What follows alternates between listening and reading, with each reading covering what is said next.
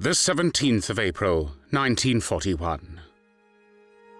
Yugoslavia surrenders after only 11 days of fighting, and in the days that follow, the Germans occupy the territory of Serbia and start terrorizing the local population.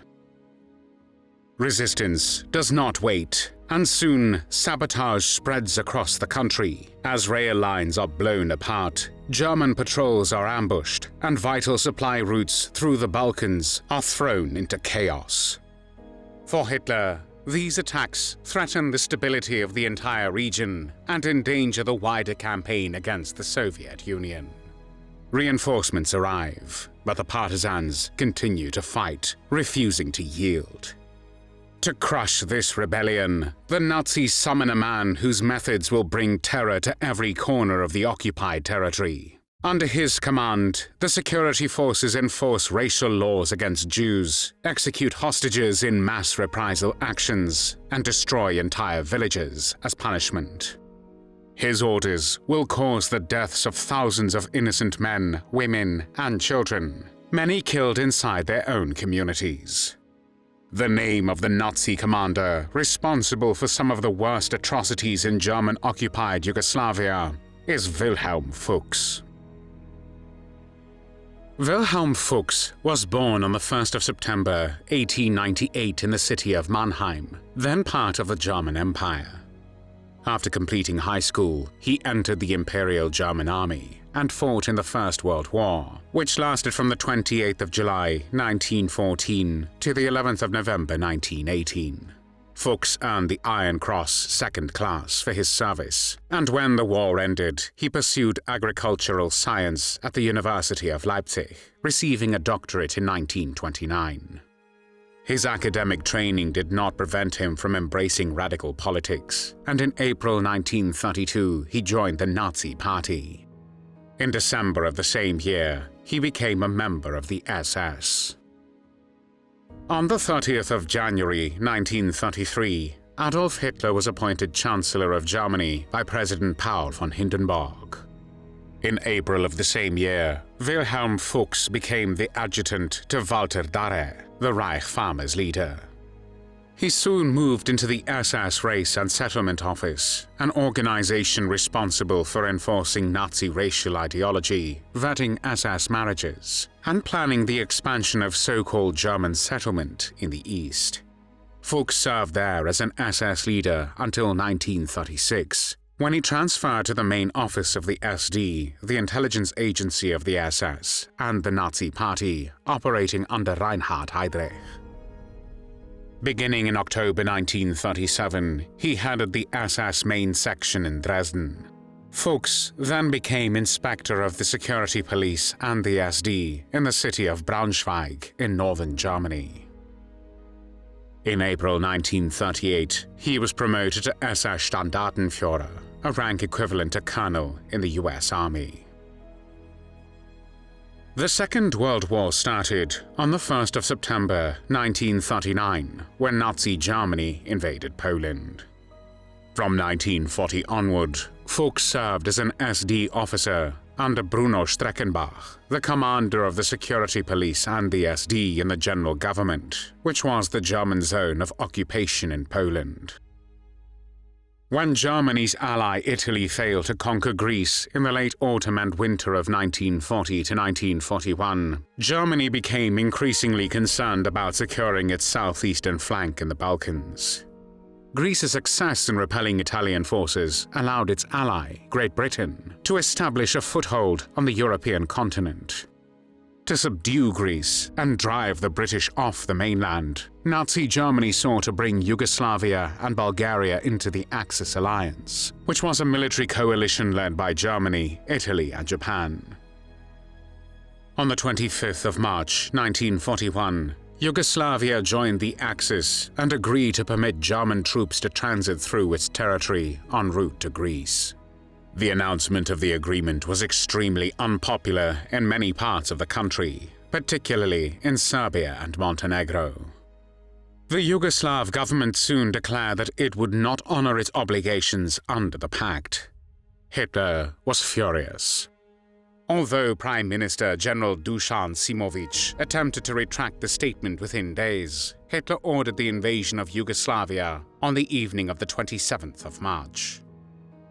The invasion, involving German, Italian, Hungarian and Bulgarian forces, began on the 6th of April, 1941. By the 17th of April, the Yugoslav army had surrendered, and the country was occupied and partitioned by the Axis powers. Following the German occupation of Yugoslavia, Fuchs was appointed the commander of the security police and the SD in Serbia. In this role, he assumed leadership of Einsatzgruppe Serbia, one of the Nazi mobile death squads that followed the German army into occupied territories. These units carried out mass shootings, arrests, reprisals, and the destruction of communities labeled hostile to German rule. In Serbia, the Einsatzgruppe targeted Jews, suspected partisans, communists, prisoners, and members of the Serbian cultural and political elite. One of Fuchs' first acts was to order the registration of all Jews in Belgrade, issuing a proclamation that anyone who failed to register would be shot. The occupation soon met determined resistance. In July 1941, Yugoslav partisans began sabotaging railway and telephone lines and ambushing German troops. The response from the security police and the SD under Fuchs grew increasingly violent. Hostages were executed, villages were burned, and large groups of civilians were rounded up in reprisal actions. The so-called Keitel Order of the 16th of September 1941 demanded the killing of 50 to 100 civilians for every German soldier killed, and Fuchs advocated for including already imprisoned Serbian Jews among those selected for execution, arguing that they were already classified as racial and political enemies of the Reich. These measures produced some of the harshest occupation policies in Europe, and thousands of men, women, and children were shot in fields, barns, courtyards, or along the edges of hastily dug pits, many of which the victims were forced to dig with their own hands before being shot. Others were locked inside their homes, which were soaked with petrol and set on fire. There were also instances where children were skinned alive. By the end of 1941, the uprising in Serbia had been largely crushed, yet senior SS leaders judged the results insufficient. At the end of January 1942, Fuchs was replaced by SS Standartenführer Emanuel Schäfer, whom Reinhard Heydrich, chief of the Reich Security Main Office, had instructed to impose even harsher measures because he considered Fuchs to have failed. Fuchs's removal from Serbia did not end his career within the SS, nor did it decrease his involvement in mass murder. In 1942, he was promoted to the rank of SS Oberführer, a rank equivalent of a senior colonel in the US Army. Shortly afterward, he was sent to the city of Riga in today's Latvia, then an area the Germans refer to as Ostland. There he served as the acting SS and police leader, entering a command structure that had already overseen large-scale shootings of Jewish families near forests, ravines, and execution pits on the outskirts of towns and villages. Units under this leadership carried out systematic extermination operations, and Fuchs stepped directly into these ongoing crimes. After a brief return to his post in Braunschweig, he was appointed acting higher SS and police leader during the summer of 1943. On the 15th of September of that year, he was sent back to the east to command Einsatzkommando 3. This formation had murdered thousands of Jewish men, women, and children in Lithuania, often by forcing victims to dig pits and then shooting them in large groups. Fuchs oversaw its operations until May 1944, after which he advanced to the leadership of Einsatzgruppe A and the security police and SD in the same occupied Baltic region. Einsatzgruppe A had carried out some of the earliest and largest massacres in the Soviet Union, destroying entire Jewish communities. His final wartime assignment came in Croatia, where Fuchs served as the last commander of Einsatzgruppe E between October and November 1944. In this position, he shared responsibility for the murder of tens of thousands of people, including Jews, Serbs, partisans, and civilians accused of helping the resistance. The Second World War in Europe ended on the 8th of May, 1945. In a month that followed, Wilhelm Fuchs was arrested by Allied forces and extradited to Yugoslavia to stand trial for his crimes. He appeared before the Supreme Military Court in Belgrade, alongside 17 other defendants.